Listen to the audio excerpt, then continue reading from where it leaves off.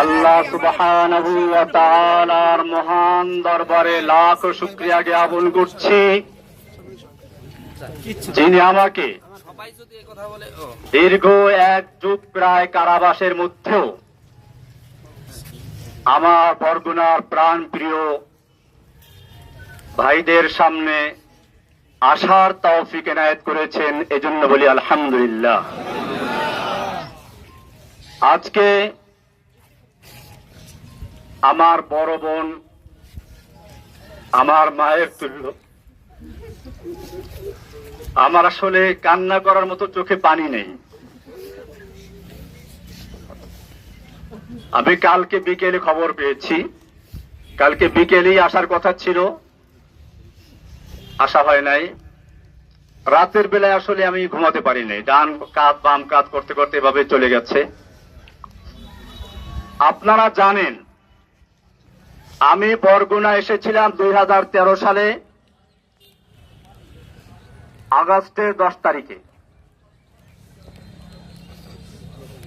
বাংলাদেশের বুকে, বাংলাদেশের জনগণের বুকের উপরে একটা স্বৈরাচারী শাসক জগদ্দল পাথর বসেছিল। আমি তার একটা বক্তব্যের প্রতিবাদ করেছিলাম। সে বক্তব্য দিয়েছিল, মা দুর্গা দেবী প্রতি বছর কোন না কোনো বাহনে চড়ে আসে, এবার এসেছে গজে চড়ে, আর গজে চড়ে আসলে দেশে ফসলে ভরে যায়। আর বাস্তবে তাই হয়েছে, এবার ফসল বেশি হয়েছে। একটা হিন্দু যদি এ কথা বলতো আমার কোন আপত্তি ছিল না, তাদের আকীদা তারা পেশ করবে। বাংলাদেশের 18 কোটি মুসলমানের নেত্রী এই দেশে বসে যে আকীদা পোষণ করেছে, আমি বলেছিলাম মক্কার আবু জাহেল আবুল আহাবের আকীদার চেয়ে ভালো ছিল। মক্কার আবু জাহেলরাও বিশ্বাস করত, কোরআনে স্পষ্ট বলেছে, ওয়ালাইন সালতাহুম মান খালাকাস সামাওয়াতি ওয়াল আরদ। হে নবী, আপনি যদি মক্কার আবু জাহেল আবুল আহাবদেরকে জিজ্ঞাসা করেন কে সৃষ্টি করেছে আসমান এবং জমিন, ওয়ালাইন সালতাহুম মান নাযালা মিনাস সামাই মান, যদি মক্কার আবু জাহেল আবুল আহাবদেরকে জিজ্ঞেস করো কে আসমান থেকে পানি বর্ষণ করে, ফাহিয়া বিহিল আরদ মিন বাদি মাউতিহা, অতঃপর সেই পানির মাধ্যমে মৃত্যু জমিনকে জীবিত করে ফসল উৎপন্ন করার শক্তি দেয় কে? আল্লাহ বলছেন, লায়াকুলুন্নাল্লাহ, মক্কার কাফেররা অবশ্যই বলবে যে আল্লাহ এগুলো সব করেন। যেখানে মক্কার আবু জাহেল আবুল আহাবরা পর্যন্ত বিশ্বাস করত বৃষ্টি দেওয়ার মালিক আল্লাহ, রিজিক দেওয়ার মালিক আল্লাহ, সেখানে বাংলাদেশের মুসলমান দেশের প্রধানমন্ত্রী বলেছিল মা দুর্গা দেবী গজে চড়ে আসে বলে ফসল বেশি হয়েছে। আমি তার প্রতিবাদ করেছিলাম, তার হিংসার কারণে আমাকে গ্রেফতার করেছিল। আপনারা জানেন আমার জামিন হয়েছিল, আমাকে হাইকোর্ট থেকে জামিন দিয়েছে, কিন্তু হাসিনার কোর্ট আমাকে জামিন দেয় নাই। আমাকে জেল গেট থেকে নিয়ে 2 দিন রেখে আবার গ্রেফতার করে ভিতরে দিয়ে দেয়। এখন আমি সেই মামলায় কারারুদ্ধ আছি। ভাইয়েরা আমার, আপনারা জানেন আমি ঈদের সময় বাড়িতে বেড়াতে এসেছিলাম। আমি কোনো দল করি না, আমার প্রত্যেকটা লেখা এবং বক্তব্যে বলা আছে আমি একজন মুসলিম। কোরআন আমার পরিচয় দিয়েছে, হুয়া সাম্মাকুমুল মুসলিমিন, আমি সেই মুসলিম পরিচয় দিয়ে চলেছি। আমার নামে একটা দল তৈরি করে কখনো বলা হয় আমি নাকি তার আধ্যাত্মিক নেতা, কখনো গুরু, কখনো প্রধান, কখনো আরো কি। সাংবাদিক ভাইদেরকে আমি বলতে চাই, আপনারা ভালো করে দেখুন, জসিমউদ্দিন রহমানী গ্রেফতার হওয়ার আগ পর্যন্ত আনসারুল্লাহ বাংলা টিমের কোন দলের নাম করলে কানেও শুনে নাই। আমি চ্যালেঞ্জ করে বলি, বাংলাদেশে আনসারুল্লাহ বাংলা টিম নামে কোন দল নাই, এটা শেখ হাসিনার তৈরি করা। আপনারা জানেন সূরা কসাসের শুরুতে পড়বেন, কোরআন বলছে ফেরাউন সম্পর্কে আলোচনা, সেখানে বলেছে ফেরাউন কি করতো, ওয়াজআলা আহলাহা শিয়া, ফেরাউন জাতিকে বিভিন্ন দলে দলে বিভক্ত করত, ইস্তাযইফু তাইফাতাম মিনহুম, তাদের একটা গ্রুপকে সে দুর্বল করে রাখত। শেখ হাসিনা সেই ফেরাউন, এই যুগের ফেরাউন হাসিনা বাংলাদেশের জনগণকে কেউ রাজাকার, কেউ আনসারুল্লাহ, কেউ অমুক তমুক বিভক্ত করে সে তার শাসন পাকা করতে চেয়েছিল। আপনারা জানেন এই সর্বশেষ যে আন্দোলন, এটা কোন দলের আন্দোলন ছিল না, এটা ছিল বাংলাদেশের ইতিহাসে এমন এক আন্দোলন যেখানে হিন্দু, মুসলিম, বৌদ্ধ, খ্রিস্টান, ছাত্র, মাদ্রাসা ছাত্র, আলিয়া, কওমিয়া, ডানপন্থী, বামপন্থী কোন ভেদাভেদ ছিল না, সব একাকার হয়ে ময়দানে অবতীর্ণ হয়েছিল। আপনারা জানেন, আমার মনে পড়েছে জেলখানায় বসে যেদিন শুনলাম হাসিনা পালিয়েছে। আলাম তারা কাইফা ফাআলা রাব্বুকা বিআসহাবিল ফিল, আল্লাহ বলছেন আপনি কি দেখেন নাই হাতি বাহিনীর সাথে আল্লাহ কি আচরণ করেছিলেন? হাতি বাহিনী হাসিনা নামাতে চেয়েছিল, সাজওয়াজান নামিয়ে দিয়েছিল। আল্লাহ বলছেন আলাম ইয়াজআল কাইদাহুম ফি তাদলিল, তার এই জঙ্গি জঙ্গি খেলার চক্রান্ত আল্লাহ কি ব্যর্থ করে দেন নাই? ওয়া আরসালা আলাইহিম তায়রান আবাবিল, আল্লাহ বলছেন আব্রাহাকে ধ্বংস করার জন্য ঝাঁকে ঝাঁকে পাখি পাঠিয়ে দিয়েছিলেন। তৈরান মানে পাখি, আবাবিল মানে ঝাঁকে ঝাঁকে, আমার দেশে বলা হয় আবাবিল পাখি। আমি তখন মনে করলাম এই প্রাইমারি স্কুলের ছাত্র, হাই স্কুলের ছাত্র, নাবালিক শিশু পর্যন্ত যখন ময়দানে ছাড়িয়ে পড়েছে, এটা আল্লাহ তোমার সেই আবাবিল পাখি চলে এসেছে। হাসিনার কোনো ক্ষমতা ছিল না মোকাবেলা করার মতো। আমি ধন্যবাদ জানাই বাংলাদেশের সেনাবাহিনীকে সময় মতো পদক্ষেপ নেওয়ার জন্য, যে তারা কোন দলে আনুগত্য না করে বাংলাদেশের জনগণের পাশে দাঁড়িয়েছিল। আমি বাংলাদেশের পুলিশ ভাইদেরকে বলবো, আপনাদেরকে জোর করে ব্যবহার করেছে আমরা জানি, আপনাদের দোষ না। আমি সেজন্য আজকের মাধ্যমে সারা বাংলাদেশের মুসলিম অমুসলিম সমস্ত মানুষকে বলতে চাই, আপনারা কোনো ফাঁদে পা দিবেন না। এখন বড় কঠিন মুহূর্ত চলছে। আপনারা দেখেছেন ভারতের মিডিয়ায় প্রচার হচ্ছে বাংলাদেশে হিন্দুদের মন্দির জ্বালিয়ে দেওয়া হচ্ছে, হিন্দুর বাড়িঘরে আগুন লাগানো হচ্ছে, এই সমস্ত অপপ্রচার হচ্ছে। খবরদার, আমি আপনাদেরকে কঠোরভাবে বলছি, কোন হিন্দুর উপরে আক্রমণ যেন না হয়, কোন মন্দিরকে আগুন দিতে না পারে, সেজন্য আপনাদেরকে অতন্ত্র প্রহরে পাহাড়তে হবে ইনশাআল্লাহ। ভাইয়েরা আমার, আপনারা জানেন আমরা কোন বিশৃঙ্খলা পছন্দ করি না। আমরা চাই আল্লাহর নবী যেরকম ভাবে মক্কা বিজয়ের পরে যখন তার সামনে সাহাবায়ে কেরাম 10,000 উন্মুক্ত তরবারি নিয়ে বসে আছেন, একটা ইশারা করলে সব গর্দান গুড়ের যায় মক্কার কাফেরদের। মক্কার কাফেররাও এসে হাজির হয়েছে সামনে।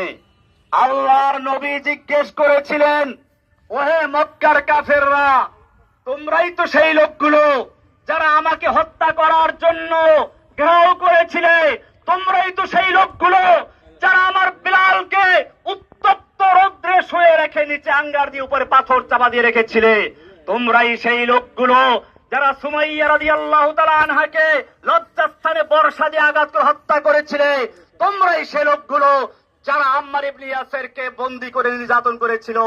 কিন্তু আজকে তোমাদের আমি জিজ্ঞেস করতে চাই, তোমরা আমার থেকে কেমন ব্যবহার আশা করছো? মক্কার কাফেররা বলেছিল, একজন উত্তম ভ্রাতার কাছ থেকে যা আশা করা যায় তাই আশা করছি। আল্লাহর নবী বলেছিলেন, আজকে আমি সে কথাই বলছি যা আমার ভাই ইউসুফ আলাইহিস সালাম বলেছিলেন তার ভাইদেরকে নাগালে পাওয়ার পরে। আল্লাহর নবী বললেন, লা তাসরিবা আলাইকুমুল ইয়াউম, আজকে তোমাদের বিরুদ্ধে আমাদের কোনো ক্ষোভ নাই, কোনো প্রতিশোধ নেওয়ার ইচ্ছে নেই। যাও, ইযহাবু আনতুমুত তালাকা, আমি তোমাদের সকলকে সমানভাবে আমভাবে ক্ষমা ঘোষণা করছি। বাংলাদেশে আন্দোলনরত ছাত্র জনতা, মাদ্রাসার ছাত্র, স্কুল কলেজের ছাত্র, সাধারণ জনতা আমি সকলের কাছে অনুরোধ করব, আল্লাহর নবীর এই মক্কা বিজয়ের ঘোষণাকে কেন্দ্র করে আমরা যেন এই বিগত দিনে যা হয়েছে সব ক্ষমা করে দিয়ে একসাথে একটা সুন্দর সমৃদ্ধ সাম্যের বাংলাদেশ গড়তে পারি। আমি একটা কথা না বললেই নয়, আপনারা অনেকে মনে করেন প্রচার হচ্ছে হিন্দুরা মুক্তমুখ। আমার এই জিল জীবনের আমি সর্বশেষ ঘটনা বলছি, সর্বশেষ আমি যেদিন কোর্টে যাই, একজন কারা পুলিশ, নাম হলো প্রবীর, দুই তারাওয়ালা কি এরা হিন্দু, দেখেন হিন্দু। দুপুরের সময় ডায়াবেটিস রোগী, মুখটা শুকিয়ে গেছে, বলেন হুজুর আপনার বোধহয় ক্ষুধা লেগেছে। আমি কিছু বললাম না, বলে টাকা থাকলে দেন, আমি খাবার এনে দেই। আমি টাকা তো আনি নাই, কোর্টে বসে। উনি আরেকজনের কাছে টাকা চাইলেন, তাও নাই। শেষ পর্যন্ত নিজের পকেট থেকে টাকা খরচ করে আমাকে দুপুরে এক প্যাকেট বিরিয়ানি আর একটা 2 লিটারের পানি দিয়ে দেয়। হিন্দু প্রবীর, এটা সর্বশেষ যে কোর্টটা আমি করেছি সেই কোর্টের দিন। আপনাদেরকে আরো বলি, আমি যে জেলখানায় রয়েছি সেখানে চক্রান্ত হয়েছিল বড় ধরনের দাঙ্গা করানোর জন্য। আমি সকালবেলার থেকে পুরা জেলখানায় হ্যান্ড মাইক হাতে নিয়ে বলেছি, খবরদার কেউ কোনো বিশৃঙ্খলা করবেন না, বিশৃঙ্খলা করবেন না, আপনারা শান্ত থাকুন। আপনারা জানেন আমাকে রাখা হয়েছে হাই সিকিউরিটি জেলে, এশিয়া মহাদেশের 1 নাম্বার জেল, এটা কঠিন জেল। 1000-এর উপরে আছে ফাঁসির আসামি, ফাঁসির আসামি আছে 1000-এর উপরে। এরপরে হুজি, জেএমবি যত সব ওখানে। এইখানে গন্ডগোল লাগাবার চক্রান্ত করা হয়েছিল।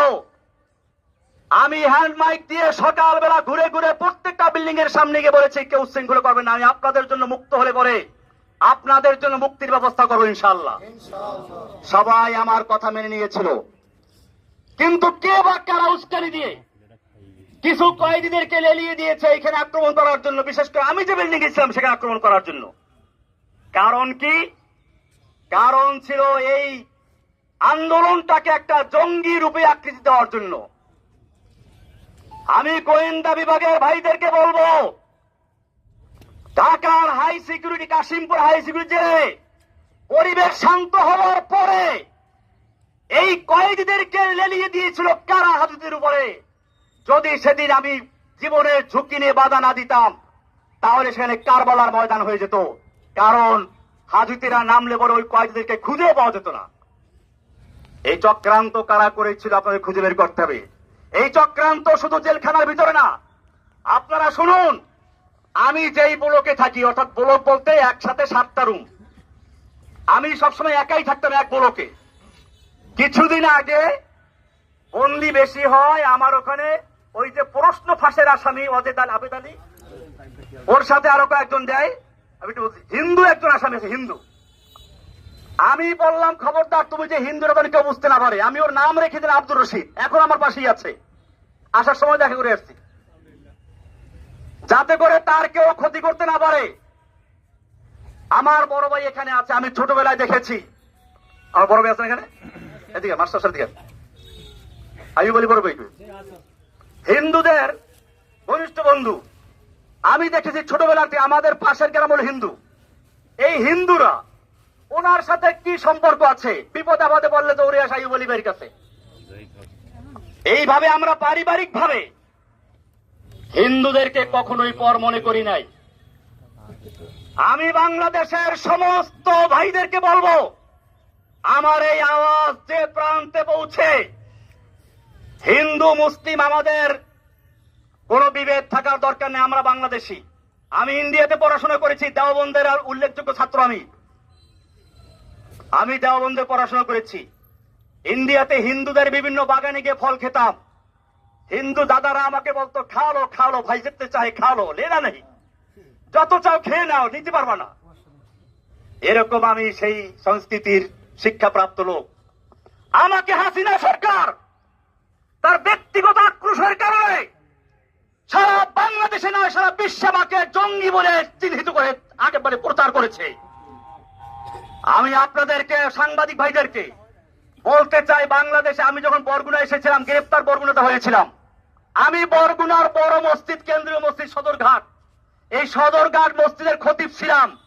শুক্রবার দিন, জুমার দিন, ঈদের মতো, লোকসভা মতো বরগুনার কোন লোকে বলতে পারবে আমি কোন জঙ্গি কর্মকাণ্ডের সাথে জড়িত ছিলাম? তাহলে আমাকে কেন এই পরিচয় করানো হলো? কারা করিয়েছে? আল্লাহ তাআলা ছাড়ে না। ইন্না বাতশা রাব্বিকা লাশাদীদ। যেই অহংকারী, যেই ফিরআউন, যেই দাজ্জাল কয়েকদিন আগেও বলেছিল হাসিনা পালায় না, সে ব্যক্তি পালিয়ে গেছে। এটা আল্লাহর দেওয়া শিক্ষা। আমি একটা কবিতা তৈরি করেছি, যা আল হাক্কু ওয়া যাহাকাল বাতিল ইন্নাল বাতিলা কানা যাহুকা। ফিরআউন আয়ে, হামান আয়ে, হাসিনা আয়ে, কৌয়া আয়ে, नानक आए, जालिम जाबिर सुल्तान आए, जितने जितने शैतान आए, सबको हुई रुसवाई हासिल। जाअल हक्कु व ज़ाक़ल बातिल इन्नल बातिला काना ज़हूक़ा। যুগে যুগে যত ফেরাউন দুনিয়াতে আগমন করেছে, আল্লাহ একটু ঢিল দিয়ে দেখে কত দূর যেতে পারে। যখন তার যাওয়ার সীমানা অতিক্রম করে, আল্লাহ এমন ভাবে ধরে, তখন তার পালিয়ে যাওয়ার জায়গাও থাকে না। ইন্না বাতশা রাব্বিকা লাশাদীদ। নিশ্চয় আল্লাহর ধরা বড় কঠিন। ভাইয়েরা আমার, আমি অনেক কথা বলে ফেলেছি। আমার সর্বশেষ কথা এটাই, এই যে বিজয়টা হয়েছে, এই যে বাংলাদেশের স্বাধীনতা অর্জন হয়েছে নতুন করে, এই স্বাধীনতা অর্জনে যে সকল ছাত্র ভাইয়েরা, বিশেষ করে আবু সাইদ, সেই রংপুরের আবু সাইদ, যে ব্যক্তি নিজের বুকটাকে টান করে দিয়ে গুলির সামনে নিজেকে পেশ করে দিয়েছিল, আমার মনে পড়লো সেই ইংরেজ তার ইতিহাস। দারুল উলুম দেওবন্দের শাইখুল হাদিস হুসাইন আহমদ মাদানী রাহমাতুল্লাহি আলাইহি একবার ইংরেজের বিরুদ্ধে আন্দোলনে এক ময়দানে ভাষণ দেওয়ার কথা ছিল। দিল্লি লাল কেল্লার সামনে ইংরেজ সরকার ঘোষণা করেছিল দেখা মাত্র গুলি করতে হবে। মাওলানা মাদানী রাহমাতুল্লাহি আলাইহি সেই ইংরেজদের সামনে গিয়ে হাজির হয়ে বলেছিলেন, मैंने सुना है कि ये सफेद कुत्तों ने ऐलान कर दिया है कि जो उनके खिलाफ नारा लगाएगा उनको गुली कर दिया जाएगा। करो गुली। যে আমি শুনেছি এই সাদা কুকুরের দল ঘোষণা করেছে যে ব্যক্তি এখানে বক্তব্য রাখবে তাকে গুলি করা হবে। আমি মাদানী হাজির হয়েছি, করো গুলি। এই বলে যখন তিনি ধিক্কার দিয়েছিলেন, সমস্ত পুলিশের হাতের রাইফেলগুলো ঝরঝর করে পড়ে গিয়েছিল। সেই ইতিহাস আর একবার পুনরুজ্জীবিত করল আবু সাইদ, ফারহান ফাইয়াজ, এরকম আরো কত তাহমিদ, আরো কত ছেলেরা। আমি সেই ছেলেদেরকে আপনাদেরকে বলি, সেই আবরার নাম বললেন না, আবরার ফাহাদ, আমি বলতে এখন আর ভয় নাই, আগে ভয় পেতাম। আবরার ফাহাদের হত্যাকারী যারা, ওরা আমার পাশে একবার ছিল। এখন তাদের 5টা ছেলে পুরো কোরআনে হাফেজ হয়েছে। আপনি দেখলে বুঝবেন না যে তারা বইটার ছাত্র, তারা এখন মাদ্রাসার ছাত্র। আমি নিজেই কয়েকদিন বাকি দেখছি একজনকে দেখা করতে আসছে। আমার ভাইয়েরা, এদেশের সন্তানদের দোষ না, পুলিশের দোষ না, আওয়ামী লীগ যুবলীগ ওই ছেলেদের দোষ না। দোষ হচ্ছে কিছু লিডারদের, কিছু নেতা নেত্রীর, যারা এদেশের যুবকদেরকে, এদেশের পুলিশদেরকে, এদেশের সৈন্যদেরকে নিজেদের স্বার্থে ব্যবহার করতে বাধ্য করে। আমি আমার বাংলাদেশের তরুণ ভাইদেরকে বলবো, তোমরা জীবন দিতে শিখেছ, ইনশাআল্লাহ যে জাতি জীবন দিতে শিখে সেই জাতিকে কেউ দাবিয়ে রাখতে পারে না। সব গুরিজা হো গিয়া আখির, সব গুরিজা হো গিয়া আখির, চলো আয়ে খুরশিদ সে, ই চমন মামুর হোগা নগমায়ে তাওহীদ সে। রাতের আধার কেটে যাবে পূর্ণিমার চাঁদের আলোকের ঝলকানিতে। এই জমিন আবার আবাদ হবে তাওহীদের আওয়াজে ইনশাআল্লাহ। ভাইয়েরা আমার, আমি আপনাদের কাছে দোয়া চাই, আল্লাহ যেন আমাকে এবং আমার সঙ্গে আরো যে ভাইয়েরা আছে সকল ভাইদের মুক্তি আল্লাহ তাআলা ত্বরান্বিত করেন। জোরে বলেন আমিন। আমরা জানাজা এসেছি আমার বড় বোনের মৃত্যু। আমার এই বড় বোন মূলত মায়ের মতোই, মায়ের আদর স্নেহ দিয়ে তিনি আমাদেরকে লালন পালন করেছেন। আমার এই বড় ভাইরা দুইজন আছেন, আপনারা জানেন এই দুই ভাই কৃষক, কিন্তু এই ভাই একজন আরেকজন ফজিল ভাই কই? আর ইনি হলেন Abdul Jalil master, BSc BEd MA pass. আমার ছোট ভাইটা ছিল আবুল বাশার, সে এমএ পাস করা ছিল, কলেজে প্রফেসর ছিল। আমাদের এই সব ভাইগুলোকে ঈদের সময় আমরা একত্রে ছিলাম, আমাদের ভাই বোন, আমরা সবাই অত্যন্ত আপন। আমাদের মধ্যে কোন রকমের কোনো একটু মনোমালিন্য নাই। ঈদের সময় আমরা সবাই হাজির ছিলাম, আমাদের মেয়ে জামাইগুলো, আমাদের ভাইগুলো, ভাতিজাগুলো। আজকে কয়েকটা ভাতিজা দেখলাম, চিনতেও পারিনি আমি, কারণ ওরা ছোট ছোট অবস্থা জেলে ঢুকেছিল। এই লোকগুলোকে জঙ্গি বানিয়ে দিল। এরপরে শুনলো আরো কি হয়েছে। ওই যে পুলিশ বাবুল আক্তার, সে তার বউকে নিজে খুন করলো। সে বলল কি যে আমি জঙ্গি আন্দি করতাম, সেজন্য আমার উপরে জঙ্গির আক্রমণ করছে। এরপরে সারা বাংলাদেশে গ্রেফতার করলো। আবার সেই সময় আমার এই কৃষক দুই ভাইকে খেতের থেকে ধরে গ্রেফতার করলো। আমার এই ভাই জলিল মাস্টার বরগুনার একটু নাম করা হেডমাস্টার, আজকে কত 11 বছর পর্যন্ত মামলার কোনো বিচার নাই। মামলার বিচার করবে কি? এই মামলা তো হাসিনার নির্দেশে হয়েছে, এই মামলার কোনো এভিডেন্স নাই, সেজন্য মামলা জায়গায় রয়ে গেছে, আজ পর্যন্ত বিচার শুরুই হয় নাই। আমি আপনাদেরকে কথা বলে এই জন্য বললাম, আপনারা বরগুনার মানুষ, হয়তো আপনারাও মিডিয়ার কারণে, অপপ্রচারের কারণে বিশ্বাস করতে পারেন, মনে করতে পারেন কিনা যেন আছে। আসলে আমার এই ভাইগুলোকে আপনারা চিনেন। আমার ছোট ভাই ওই সময় বাড়ি ছিল না, সে বরিশাল কলেজে প্রফেসর ছিল। তাকে গুম করা হলো, 6 মাস পর্যন্ত নির্যাতন করা হলো। বলা হলো তুই খালি একটা কথা বল, জসিমউদ্দিন রহমানী আনসারুল্লাহ বাংলা টিমের প্রধান, তাহলে তোকে ছেড়ে দিব। আমার ছোট ভাই চরম নির্যাতনের শিকার হয়েছে। আমি যখন তাকে জেলে দিল, দেখলাম যে হাঁটতে পারে না একটা যুবক, টকবাকি যুবক, কি হাস্যোজ্জ্বল হাসি খুশি একটা ছেলে, কিন্তু সে হাঁটতে পারছে না। এবং কিছুদিন পরে সে আল্লাহর রাস্তায় মারা গেল, শহীদ হয়ে গেছে। ভাইয়েরা আমার, কি অপরাধ ছিল সে আবুল বাশারের, কি অপরাধ ছিল জলিল মাস্টারের, কি অপরাধ ছিল এই কৃষক আইয়ুব খলিলের, কি অপরাধ ছিল সেই ছোট ছোট বাচ্চা, তো ওই যে ছেলেগুলো সব জেলে ছিল। এখন আমার সামনে সব বড়গুলো বড় হয়ে গেছে, ভাতিজারা, আমি চিনিও না অনেকের। এই যে এটা জেলে ছিল, এ সিএনবি মসজিদের ইমাম, এ একটা জেলে ছিল।